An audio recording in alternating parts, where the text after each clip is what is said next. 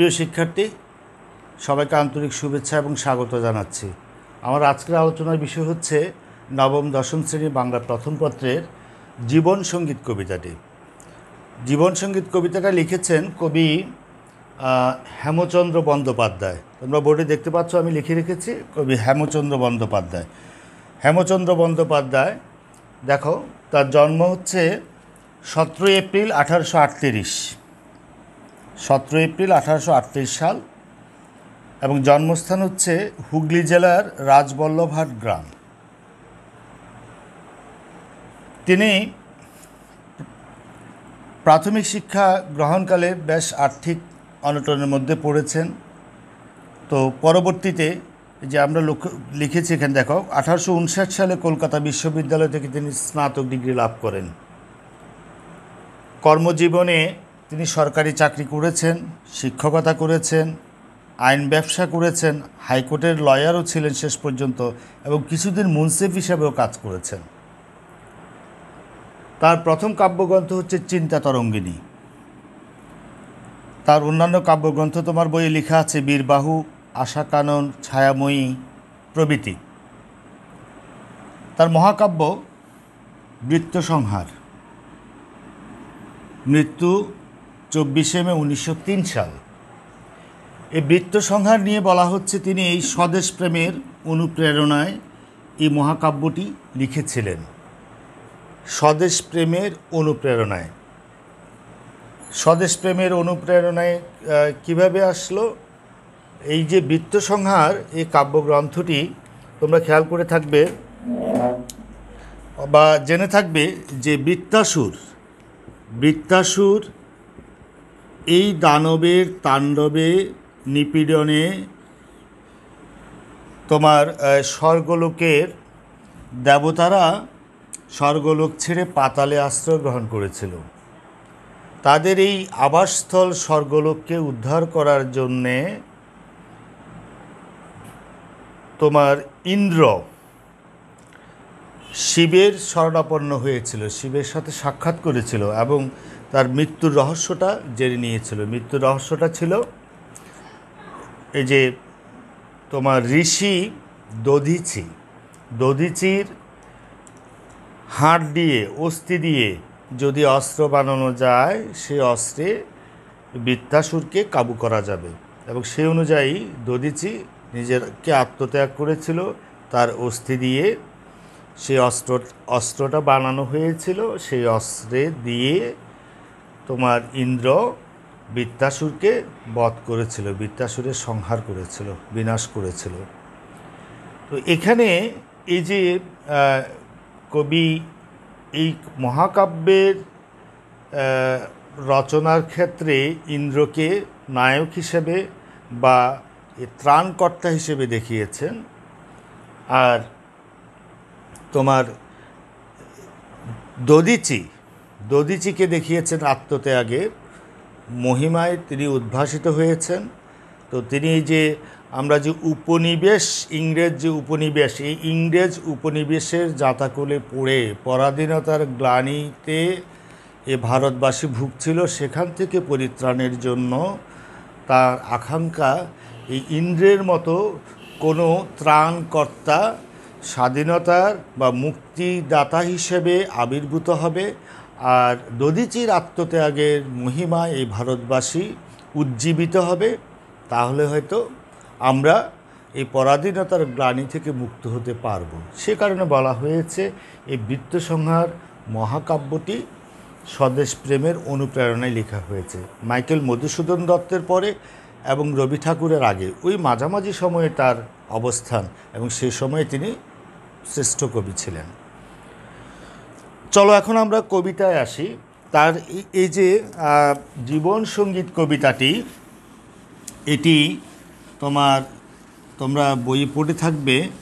Henry Wordsworth লংফেলো, মার্কিন কবি, তার এ স্যাম অফ লাইফ, এই কবিতার ভাবানুবাদ, এ স্যাম অফ লাইফ,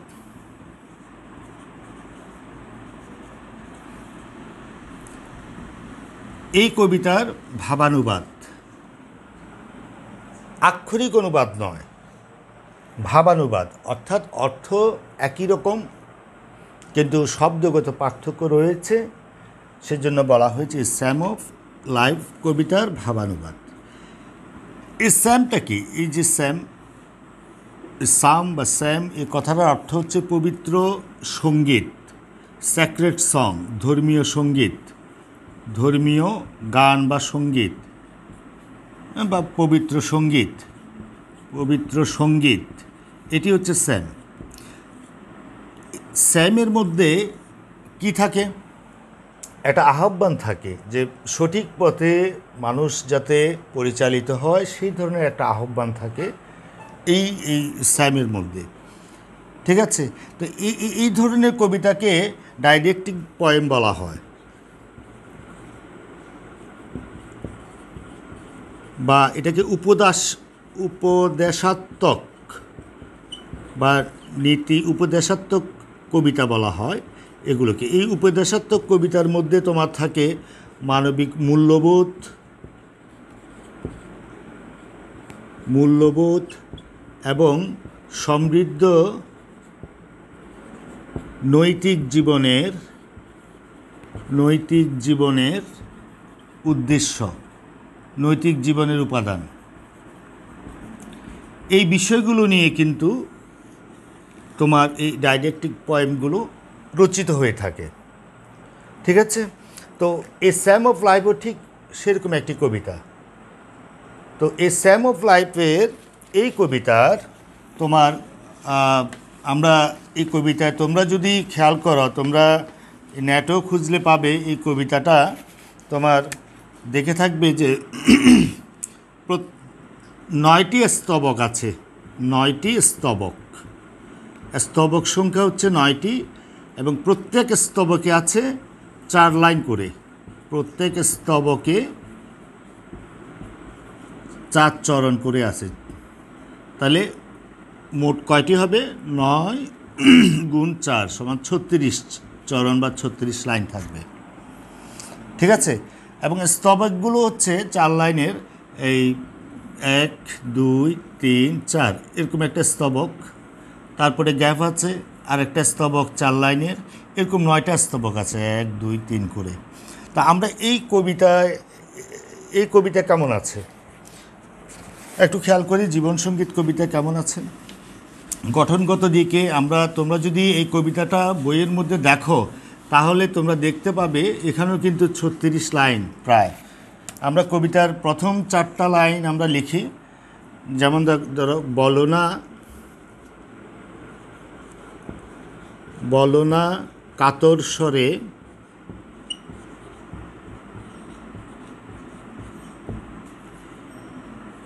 বৃথা জন্ম এ সংসারে,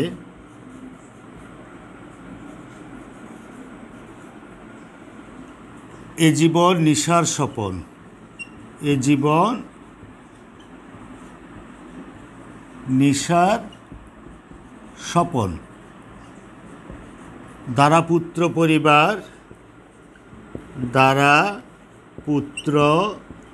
পরিবার, তুমি কার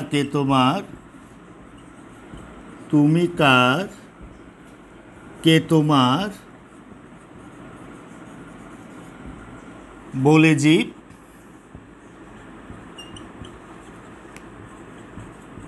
করোনা ক্রন্দন, এরকম করে আছে।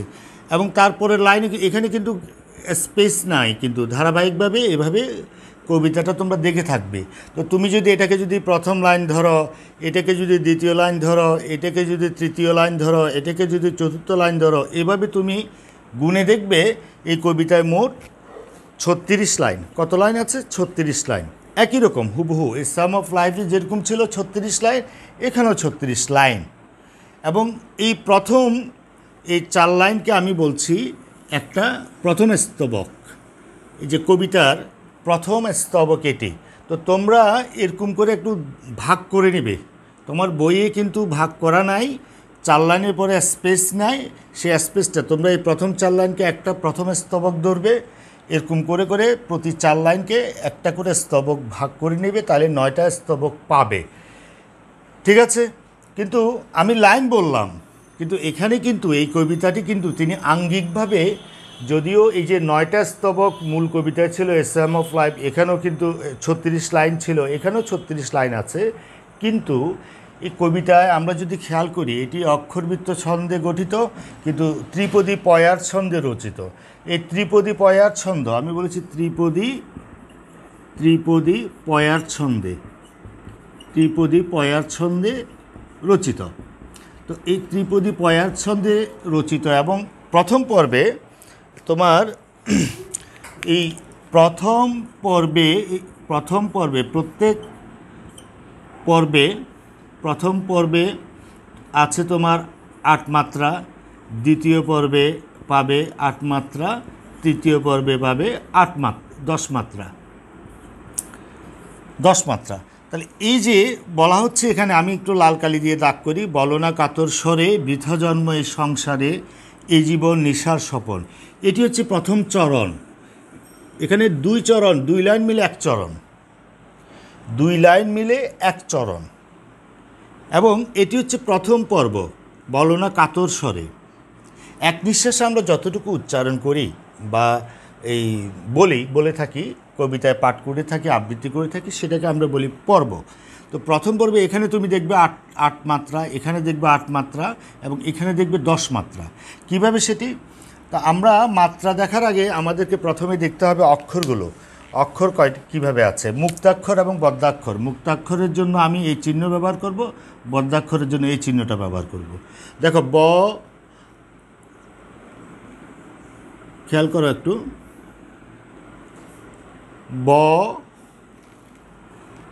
বলো না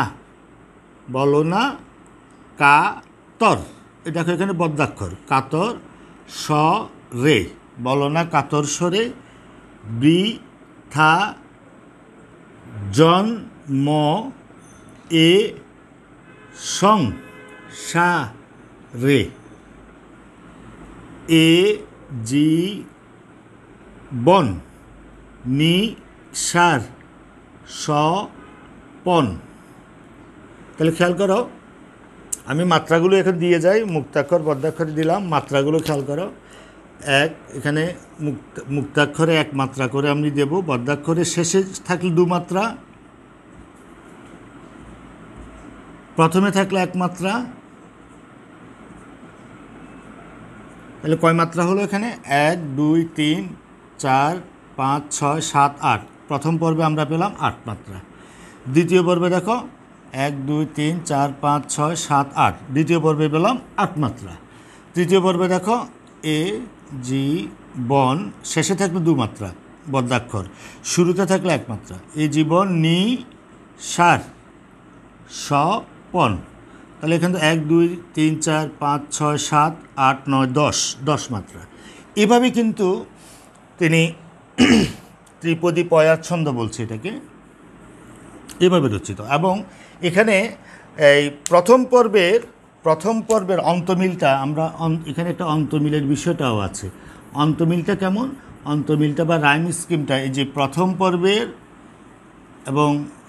পর্বের দেখো, প্রথম পর্ব এবং দ্বিতীয় পর্বে অন্তমিল আছে, ঠিক আছে।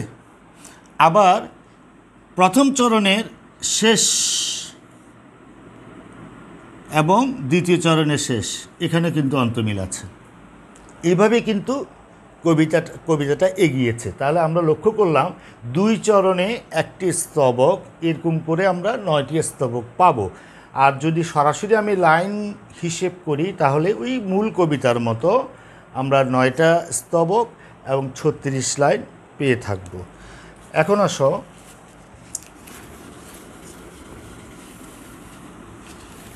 জীবন সঙ্গীত, এই কবিতাটি আমরা এখন পাঠ করব। জীবন সঙ্গীত লিখেছেন হেমচন্দ্র বন্দ্যোপাধ্যায়। বলো না কাতর স্বরে বৃথা জন্ম এ সংসারে, এ জীবন নিশার স্বপন। দ্বারা পুত্র পরিবার তুমি কার কে তোমার, বলে জীব করো না ক্রন্দন।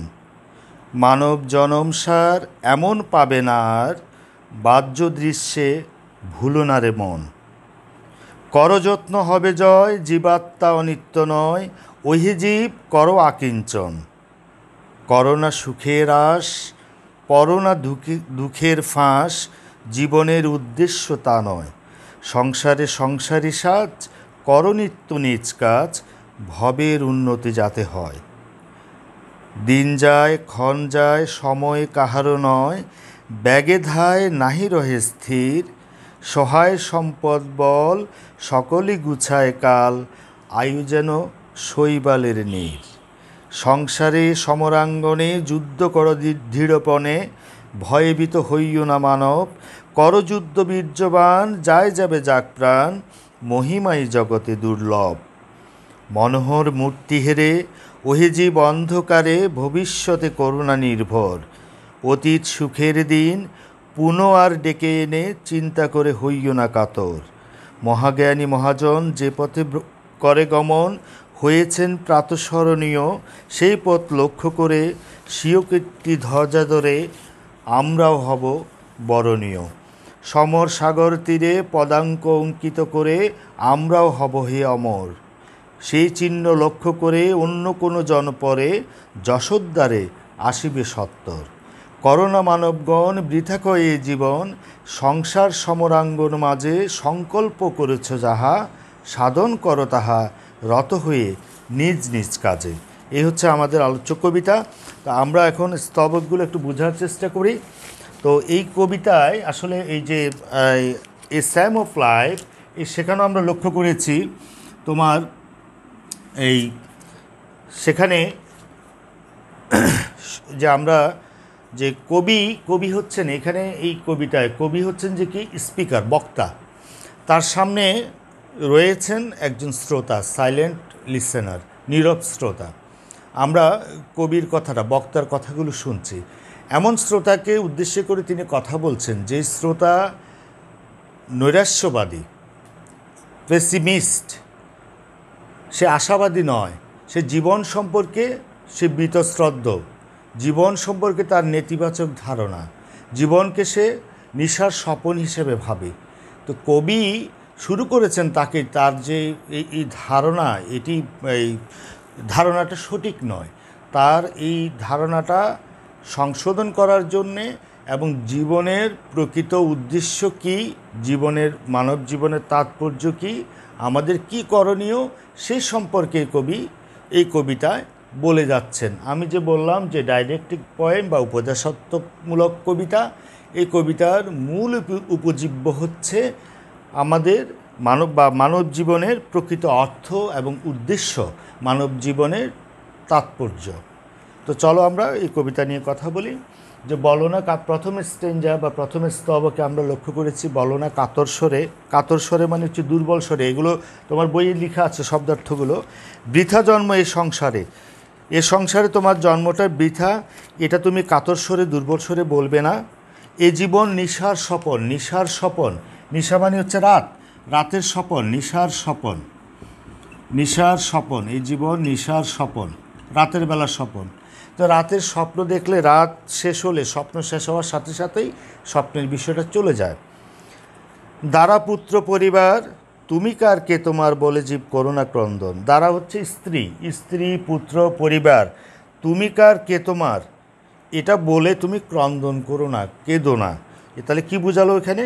এখানে বোঝালো মানব জীবনটা নিছক কোনো স্বপ্ন নয়, এটি স্বপ্ন নয়। অনেকেই এই নৈরাশ্যবাদীরা জীবনকে অবাস্তব মনে করে এবং স্বপ্নের মতো শূন্য বা অর্থহীন মনে করে থাকে। তো তাদের উদ্দেশ্যে কবি বলছেন যে কাতর স্বরে বা দুর্বল স্বরে এই কথাটা বলো না। মৃত্যু আমাদের অনিবার্য, সেটা আমরা জানি, তারপরেও আমাদের জীবন বিমুখ হওয়া চলবে না। এ কথাটা হচ্ছে যে কি প্রথম স্তবকের কথা। এরপরে দেখো, মানব জনম সার এমন পাবে না আর। মানব জনমটা সার বলেছে, মূল কথাটা, মানব জনমটা হচ্ছে আসল কথাটা, মূল। ওই কবিতায় ছিল life is earnest, life is real, life is real, life is earnest. মানব জীবনটা আসল, মানব জীবনটা প্রকৃত। মানব জনম সার এমন পাবে না আর, এরকম আর পাবে না। বাহ্য দৃশ্যে ভুলো না রে মন, বাহ্যের চাকচিক্যে তুমি যাতে হারিয়ে না যাও, এর মধ্যে যাতে তুমি যাতে গা ভাসিয়ে না দাও। করযত্ন হবে জয়। এই যে যত্ন, করযত্ন, যত্ন অর্থ আমরা জানি সেবা শুশ্রূষা, কিন্তু এখানে বোঝাচ্ছে এই উদ্যম বা অধ্যবসায় বলতে পারি, বা কোনো কিছু পাওয়ার জন্যে অবিরাম চেষ্টা, এটি হচ্ছে যে কি যত্ন। যত্ন এই অর্থে ব্যবহৃত হয়, এখানে এই অর্থটা ধরা হয়েছে, করযত্ন হবে জয়। জীবাত্মা অনিত্য নয়। জীবাত্মা হচ্ছে মানুষের বা জীবের আত্মা, এটি অনিত্য নয়। অনিত্য হচ্ছে যে কি, অনিত্য হচ্ছে অস্থায়ী, অস্থায়ী নয় হচ্ছে স্থায়ী। জীবাত্মা অস্থায়ী নয়, মানে জীবাত্মা হচ্ছে স্থায়ী। ওহি জীব করো আকিঞ্চন। আকিঞ্চন হচ্ছে চেষ্টা, অর্থাৎ বলা হচ্ছে মানব জনমটা সার আসল, এরকম তুমি আর পাবে না। বাইরের চাকচিককে তুমি ভুলে যাবে না। তোমার এই পরিশ্রম করো, যত্ন করো, অধ্যবসায় করো এবং চেষ্টা করো। জীবাত্মাটা অনিত্য নয়, জীবাত্মাটা অস্থায়ী নয়, মানে স্থায়ী। আত্মা, আমরা জানি যে মানুষের আত্মার কথা যদি বলি, আত্মাটা আসলে স্থায়ী, আত্মার কোনো বিনাশ নেই, দেহের বিনাশ আছে। এখানে একটা ওই কবিতায়, মূল কবিতায় কিন্তু বাইবেলের একটা কথা উল্লেখ ছিল সেখানে, যে ডাস্ট দোয়ার টু ডাস্ট দো রিটার্নস। আমরা ধুলোই থেকে তৈরি, আবার ধুলোই ফিরে যাই। ওই কথাটাকে নৈরাশ্যবাদীরা মনে করছে যে মানব জীবনের মানুষের গন্তব্য হচ্ছে তোমার এই কবর বা ডেস্টিনি। সেটা হতে পারে না, সেটা নৈরাশ্যবাদীদের কথা। আসলে এই যে আত্মার কথা বলা হচ্ছে, আত্মা অবিনশ্বর, আত্মার কোনো শেষ নাই। আমরা যদি সনাতন ধর্মের কথা যদি লক্ষ্য করি, সনাতন ধর্মাবলম্বীরা কি বলে, যে এই মানব জন্মটা হচ্ছে 86 লক্ষতম বারে এসে মানব জন্মটা পায়। জন্মান্তরের মধ্য দিয়ে, এই প্রক্রিয়ার মধ্য দিয়ে এই 86 লক্ষতম বারে এসে মানব জন্ম পায়। এবং এই মানব জন্মে কেউ যদি পুণ্যের কাজ করে, হয়তো সেই সাইক্লিক অর্ডারে সেটি আর একটু আগে আসতে পারে। আর ইসলাম ধর্মের মূল কথাটা হচ্ছে যে কি, আমরা সমস্ত রূহ বা আত্মাকে একসাথে সৃষ্টি করা হয়েছে। রুহের সেই জগৎটাকে বলা হয় আলমে আরওয়া, 1 নম্বর জগৎ। সে আলমে আরওয়া থেকে আমাদেরকে আলমে দুনিয়া বা দুনিয়ার জগতে পাঠানো হলো। এই পার্থিব জগতে 50, 60, 70, 80, 90, 100, 150 বছর আমরা আমাদের আয়ুষ্কাল পেয়ে থাকার পরে মৃত্যু যেহেতু অনিবার্য, জন্মিলে মরিতে হবে, অমরকে কথা কবে। আমরা এই মাইকেল মধুসূদন দত্তের তো কবিতায় তোমরা পড়েছ। তো মৃত্যুর পরে সেই কবরের জীবন, দেহ বিনাশ হয়ে যায়, যে দেহ ধ্বংস হয়ে যায়, সেই আত্মাটা থেকে যায়। সেই আত্মার সেই জগৎটাকে বলা হচ্ছে আলমে বারজাক। এবং কিয়ামতের পর আখেরাতে সবাইকে আবার, সেই সব আত্মাকে আবার জাগিয়ে তোলা হবে, দেহ দেওয়া হবে। এবং সেখানে এই দুনিয়ার বা পার্থিব জীবনের ভালো মন্দের বিষয়টাকে সামনে এনে বিচার করা হবে। কেউ পুরস্কৃত হবে, কেউ তিরস্কৃত হবে, কেউ জান্নাতবাসী হবে, কেউ জাহান্নামবাসী হবে। সেই জীবনটা হচ্ছে অনন্তকালের জীবন। রুহের সেই জগৎটাকে বলছে আলমে আখেরাত। এই রুহের 4টি জগৎ। সুতরাং আমরা জানি রুহ বা আত্মার কোনো বিনাশ নেই, দেহের বিনাশ আছে, এটা ঠিক আছে। মৃত্যু কিন্তু আত্মাকে ফাঁদে ফেলতে পারে না। এই কবিতার মূল কথাটা হচ্ছে এটাই, এই 2য় স্তবকের। মানব জনমসার এমন পাবে না আর, বাহ্য দৃশ্যে ভুলো না রে মন, করযত্ন হবে জয়। সুতরাং মানব জীবনটাই যে আসল। এই পার্থিব জীবন আমরা যে কোনো বিবেচনা, ধর্মীয় বিবেচনায় হোক বা যে কোনো যুক্তিতে হোক, যেভাবেই কি বিবেচনা করি না কেন, আমার জন্মটা বৃথা। শুধু এই আফসোস করে এই নৈরাশ্যে যারা ভুগে, তাদের কাছে এটা অর্থহীন, এরা ব্যতিক্রম। ওদের উদ্দেশ্যে, ওদের সেই ধারণাটাকে পরিবর্তন করার জন্যে কবি বলছেন মানব জনম সার, মানব জনমটাই আসল।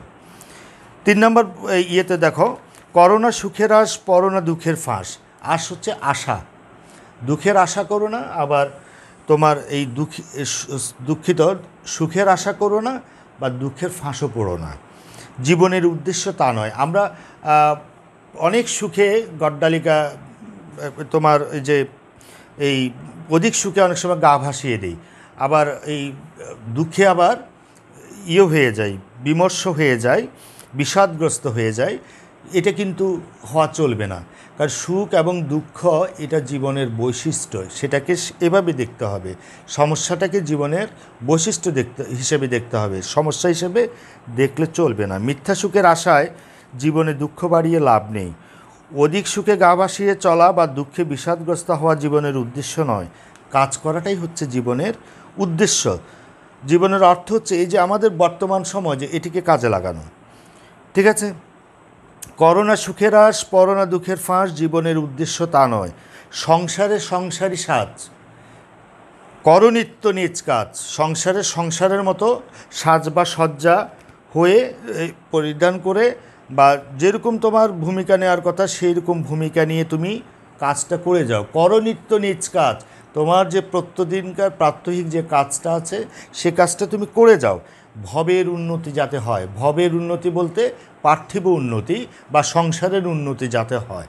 অর্থাৎ এখানে বোঝাতে চাচ্ছেন কবি আমাদের সময়টাকে নষ্ট করা চলবে না, সময়টাকে কাজে লাগাতে হবে। বর্তমানে যে সময়টা আছে, বর্তমানে এই সময়টা কিন্তু গুরুত্বপূর্ণ। আমাদেরকে যে যার জায়গায় আমরা যে কাজ করছি সেটা যাতে আমরা মনোযোগ সহকারে করি, এটি হচ্ছে কথা। এরপর দেখো, দিন যায় ক্ষণ যায় সময় কাহারও নয়, ব্যাগে ধায় নাহি রহে স্থির, সহায় সম্পদ বল সকলই গুছায় কাল, আয়ু যেন শৈবালের নীর। দিন যায়, দিন আমরা জানি, ক্ষণ যায় সময়ের একটা মুহূর্ত, একটা অংশ, সময় কাহারও নয়। আমরা জানি time and tide wait for none, সময় এবং স্রোত কারোর জন্য অপেক্ষা করে না। এই যে মহাকালের এই যে এই ব্যাপ্তিটার আমরা এটা শুরু আর শেষ স্কুল কিনারা করতে পারবো না। সময় তার নিজস্ব গতিতে প্রবাহমান চলছে যাচ্ছে। মহাকালের সেই ব্যাপক বিস্তৃতির তুলনায় মানব জীবনটা খুবই সামান্য, খুবই ক্ষণকাল। সহায় সম্পদ বল সকলই গুছায় কাল, সেখানে ওই যে স্যাম অফ লাইফে বলেছে টাইম ইজ ফ্লিটিং, সময় দ্রুত চলে যাচ্ছে, ব্যাগে ধায়, এখানে বলছে ব্যাগে ধায়। সহায় সম্পদ বল সকলই গুছায় কাল, আমার এই যে সব কিছু শেষ হয়ে যাবে। তোমার মহাকালের কাছে মানুষের জীবন খুবই সামান্য, জগতের সকল সম্পদ, নাম, যশ, খ্যাতি সবই এই কালের হাতে বন্দী। আয়ু যেন শৈবালের নীর, এই মানুষের আয়ুটাকে বলা হচ্ছে শৈবালের নীর। শৈবাল বা শ্যাওলার উপরে যে শিশির বিন্দু সামান্য, সেটি হয়তো সূর্যালোকে নিঃশেষ হয়ে যেতে পারে, কিংবা একটু বাতাসের দোলায়ও কিন্তু নিঃশেষ হয়ে যেতে পারে। সেই শৈবালের নীরের সাথে তুলনা করেছেন মানুষের মানব জীবনের আয়ুষ্কালকে। আসলে তো তাই, আমরা একদিন পরে, এক মুহূর্ত পরে কী হবে আমরা সেটা জানি না। তো সুতরাং সময় যেহেতু দ্রুত চলে যাচ্ছে, আমাদের এই মূল্যবান সময় আমরা হারাচ্ছি, আমরা যাতে না হারাই, এই মূল্যবান সময়টা যাতে আমরা কাজে লাগাই, এটি কবি বলতে চাচ্ছেন। এরপরে দেখো, সংসারের সমরাঙ্গনে, সংসারের সমরাঙ্গন হচ্ছে যুদ্ধক্ষেত্র। যুদ্ধক্ষেত্র, সংসারকে যুদ্ধের ক্ষেত্রের সাথে কবি তুলনা করেছেন। যুদ্ধ করো দৃঢ়পণে, যুদ্ধ করো দৃঢ়পণে, দৃঢ় চিত্তে, দৃঢ় প্রতিজ্ঞায় যুদ্ধ করো। ভয়ে ভীত হইও না মানব, ভীত হওয়া যাবে না, ভয়ে ভীত হওয়া যাবে না, আড়ষ্ট হয়ে বেঁচে থাকা যাবে না, কাপুরুষের মতো বেঁচে থাকা যাবে না। করযুদ্ধ বীর্যবান, বীর্যবান মানে হচ্ছে শক্তিবান, হে বলবান শক্তিবান তুমি যুদ্ধ করো। যায় যাবে যাক প্রাণ, প্রাণ গেলে চলে যাক, মহিমাই জগতে দুর্লভ। মহিমাটা কি? গৌরব। গৌরবটা হচ্ছে জগতে দুর্লভ, যা সহজে লাভ করা যায় না। ঠিক আছে, এই মানব জীবনটাকে এই একটা করেছেন, সমরাঙ্গন, সংসার সমরাঙ্গন বা যুদ্ধক্ষেত্রের সাথে তুলনা করেছেন। এখানে একজন মানুষের কিন্তু নানাবিধ কাজ এবং দায়িত্ব রয়েছে। তো সেই দায়িত্বটা সে যদি যথাযথভাবে পালন করে, তাহলে সে যুদ্ধক্ষেত্রে সৈনিক যেভাবে সাহসী যোদ্ধা, সৈনিক যেভাবে কাজ করে, যুদ্ধ করে, ঠিক একইভাবে আমরা যদি আমাদের কাজটা যদি যথাযথভাবে করে যাই, তাহলে আমরা সেই সৈনিকের কাজটা করে গেলাম। যেহেতু একজন সমরাঙ্গনে সবাই যুদ্ধ করছে, যার যে কৌশলে, শক্তিমত্তায় কিংবা এই তোমার অন্য কোনোভাবে পারদর্শিতা দেখাতে পারে, সেই চূড়ান্তভাবে বিজয়ী হয়। সুতরাং এই সমরাঙ্গনে সাহসী যোদ্ধার মতো মানুষকে যুদ্ধ করে যেতে হবে। আর এই যুদ্ধ করার আহ্বান কবি জানিয়েছেন এ কারণেই যে আমরা আমাদের প্রাণ গেলেও চলে যাক, তাতে কোনো অসুবিধা নেই, কারণ মহিমাটা, গৌরবটা হচ্ছে জগতে দুর্লভ। এরপরে দেখো, মনোহর মূর্তি হেরে, মনোহর কথার অর্থ কী? মনোহর হচ্ছে অতি সুন্দর, খুব সুন্দর। মনোহর মূর্তি হেরে, হেরে হেরে কথাটার অর্থ হচ্ছে দেখে, মনোহর মূর্তি হেরে, মূর্তি দেখে অবলোকন করে, মনোহর মূর্তি হেরে ওহি জীব অন্ধকারে ভবিষ্যতে করুণা নির্ভর, ভবিষ্যতের উপর নির্ভর করো না। অতীত সুখের দিন পুনঃ আর ডেকে এনে, অতীতের একসময় তুমি ভালো ছিলে, এই সুখের দিনগুলো ডেকে এনে চিন্তা করে হইও না কাতর। অর্থাৎ আমরা এই যে সুন্দর সুন্দর এই যে কিছু কল্পনা করলাম, দেখলাম, মূর্তি দেখলাম, হ্যাঁ, অবয়ব বা আকার চিন্তা করলাম, ভবিষ্যৎটাকে আমি অন্ধকারে থেকে এই এই এই কল্পনার জগতে এই জিনিসগুলোকে দেখলাম যে সামনে আমার ভবিষ্যৎটা এমন হবে, আগামী দিনটা এমন হবে। এগুলো হচ্ছে কাজ না করে অনেকে স্বপ্ন দেখে থাকে। তাদের উদ্দেশ্যে বলছে যে এটা করে ভবিষ্যতের উপর নির্ভর করো না, আগামীকাল যে বা আগামী দিনটা তোমার যে ভালো আসবে এই নিশ্চয়তা কেউ দিতে পারে না। সুতরাং ভবিষ্যতের উপর নির্ভর করা যাবে না, ভবিষ্যতের উপর নির্ভর করা যাবে না। ঠিক একইভাবে অতীতের উপরও, অতীতটা মৃতের মতো, যেটাকে কবরস্থ করা হয়েছে, যেটা চলে গেছে, যেটা আর ফিরে আসবে না, সেখান থেকে আমরা শিক্ষা নিতে পারি।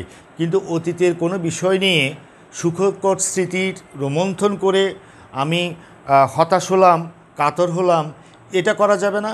আবার ভবিষ্যতের উপরে নির্ভর করা যাবে না। তাহলে কি করতে হবে? বর্তমানের উপরে আমাকে গুরুত্ব দিতে হবে, ঠিক আছে? বর্তমানমুখী হতে হবে। এরপরে দেখো, মহাজ্ঞানী মহাজন যে পথে করে গমন হয়েছেন প্রাতঃস্মরণীয়। মহাজ্ঞানী এবং মহাজন তারা যে পথে গমন করে প্রাতঃস্মরণীয়। প্রাতঃস্মরণীয় হচ্ছে সকালবেলা স্মরণ করার যোগ্য, কিন্তু এখানে চিরকাল স্মরণীয় এই অর্থে বোঝাচ্ছে। যারা এই যে মহাজ্ঞানী মহাজন, যারা মনীষীরা, বিজ্ঞানীরা, যারা তাদের মেধা, সৃজনী শক্তি, তাদের উদ্ভাবনী শক্তি দিয়ে জগতে অনেক কীর্তি স্থাপন করেছেন, যার দ্বারা এই আমরা সাধারণ মানব উপকৃত হচ্ছি, তাদেরকে আমরা স্মরণ করছি, তাদের কাছে আমরা কৃতজ্ঞ, তাদের কাছে আমরা অবশ্যই কৃতজ্ঞ। তো তারা চিরস্মরণীয় হয়েছেন, তারা প্রাতঃস্মরণীয় হয়েছেন, ঠিক আছে? তারা যেই পথ অবলম্বন করেছেন, কবি আহ্বান করছেন আমাদেরকে সেই পথ লক্ষ্য করে, আমরা যদি সেই পথটাকে লক্ষ্য করে স্বীয় কীর্তি ধ্বজা ধরে, নিজের কীর্তির ধ্বজা মানে হচ্ছে পতাকা ধরে আমরাও হব বরণীয়। আমরাও কিন্তু আমাদের মৃত্যুর পরে আমরা বরণীয় হতে পারি, স্মরণীয় হতে পারি। আমরা যদি সেই গ্রেটম্যানদের কথা, গ্রেটম্যানরা যে পথে চলেছেন, গ্রেট হয়েছেন, মহামনীষীরা, মহামানবেরা যেই পথ অবলম্বন করে মহামানব হয়েছেন, আমরা যাতে সেই পথটা অবলম্বন করতে পারি। আর এটা যদি আমরা করতে পারি তাহলে আমরা কিন্তু বরণীয় হতে পারি, স্মরণীয় হতে পারি। এরপর দেখো, সমর 8 নম্বর, সমর সাগর তীরে পদাঙ্ক অঙ্কিত করে আমরাও হব হে অমর। সমর মানে যুদ্ধক্ষেত্রে, সাগর তীরে, পদাঙ্ক মানে হচ্ছে পায়ের চিহ্ন অঙ্কিত করে আমরাও হব হে অমর, আমরাও অমর হতে পারি। অর্থাৎ এই যে আমরা যদি সময়ের এই যে বালিকা রাশিতে আমরা যদি আমাদের পদাঙ্ক বা পায়ের ছাপ রেখে যাই, তাহলে হবে কি? হবে এই সামনে যারা, আগামীতে যারা আসবে, তারা কিন্তু এই পদাঙ্ক দেখে কিন্তু অনুপ্রেরণা পাবে এবং তারাও এগিয়ে যাবে। সেই চিহ্ন লক্ষ্য করে অন্য কোনো জন পরে যশোদ্ধারে আসিবে সত্তর। যশ উদ্ধারে মানে খ্যাতি উদ্ধারে আসিবে, খুব তাড়াতাড়ি আসবে। অর্থাৎ জীবনযুদ্ধে আমরাও আমাদের স্বাক্ষর রাখতে পারবো। বিশাল এই যে সমুদ্র সৈকতে আমাদের পদাঙ্ক আমরা যদি অঙ্কিত করে যাই, তাহলে আমরাও কি করতে পারি? অমরতা লাভ করতে পারি এবং আমাদের যশ খ্যাতি এটি পরিপূর্ণতা লাভ করতে পারে। এই কথাটি কবি এখানে বলেছেন। এবং আমাদের সর্বশেষ স্তবক যেটি, করোনা মানবগণ বৃথা ক্ষয় এ জীবন, সংসার সমরাঙ্গন মাঝে সংকল্প করেছ যাহা, সাধন করো তাহা, রত হয়ে নিজ নিজ কাজে। মানবগণ তোমরা বৃথা ক্ষয়, এই জীবনের বৃথা ক্ষয় করো না, শুধু সময় নষ্ট করো না। হ্যাঁ, দুঃখ কাতরতায় জীবনকে ক্ষয় করা উচিত নয়, ঠিক আছে? কাজের প্রতি যত্নবান হতে হবে এবং যথাযথভাবে সেটি সম্পাদন করতে হবে। এই জন্য বলছেন, করোনা মানবগণ বৃথা ক্ষয় এ জীবন, সংসার সমরাঙ্গন মাঝে সংকল্প করেছ যাহা, যা তুমি প্রতিজ্ঞা করেছ সাধন করো তাহা, সেটি তুমি করো। কিভাবে? রত হয়ে নিজ নিজ কাজে। এর অর্থ হচ্ছে আমাদেরকে সক্রিয় হতে হবে, আমাদেরকে আমাদের প্রচেষ্টা যাতে আমরা ত্যাগ না করি, আমরা যাতে কোনো এই বিরূপ পরিস্থিতির কাছে নতি স্বীকার না করি, আমরা যাতে আমাদের প্রচেষ্টাটাকে চালিয়ে যাই। তো এই হচ্ছে এই কবিতার মূল কথা। তাহলে মূল কথাটাকে আমি যদি একটি বাক্যে বলে থাকি তাহলে বলতে পারি যে মিথ্যা সুখের কল্পনায় দুঃখ না বাড়িয়ে সংসারের দায়িত্ব পালনের মাধ্যমে জীবনকে সার্থক করে তোলার আহ্বান জানিয়েছেন কবি। ঠিক আছে, এই হচ্ছে আমাদের আলোচ্য কবিতা। আশা করি বোঝা গেল। সবাইকে অসংখ্য ধন্যবাদ।